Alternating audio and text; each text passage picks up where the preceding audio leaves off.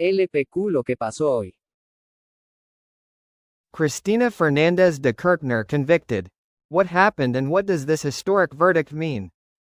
Subscribe and hit the bell icon for more current news. Yesterday, Argentina's Supreme Court issued a historic ruling. Former President Cristina Fernández de Kirchner was convicted of alleged corruption during her term in office. This verdict has caused political shockwaves across the country. Today, we explain what happened, what the exact verdict was, and what implications it may have.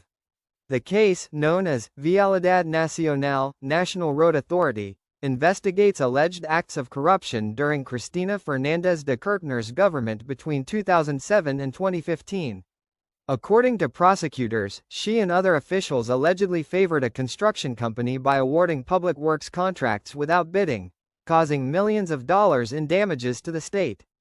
The trial began over a year ago, and since then, key testimonies have been heard, documentary evidence has been presented, and suspicious contracts have been analyzed. Finally, yesterday, the court announced its decision. By majority vote, the Supreme Court sentenced Cristina Fernández de Kirchner to 6 years in prison and permanent disqualification from holding public office. The former president was found guilty of negotiations incompatible with public office and fraudulent administration. The ruling states that there was a systematic plan to favor the construction company Austral Construcciones, owned by Lázaro Báez, who is already serving time in other cases. The court determined that there was direct coordination between high-ranking officials and business leaders. The news sparked a wave of reactions. Her followers and Kirchnerist sectors accused the courts of a politically motivated trial, claiming the conviction responds to political interests rather than clear legal facts.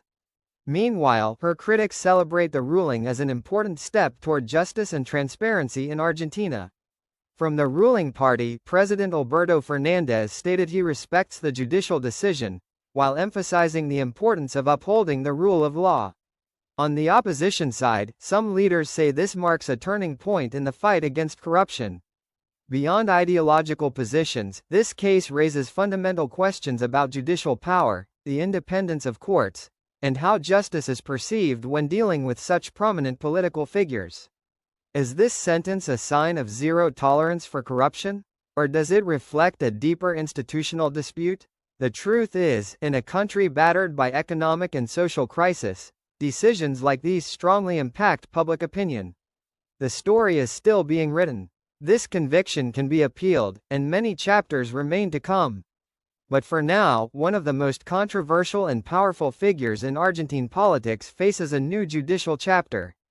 How do you think this will affect Argentina's political future? Leave your thoughts in the comments below.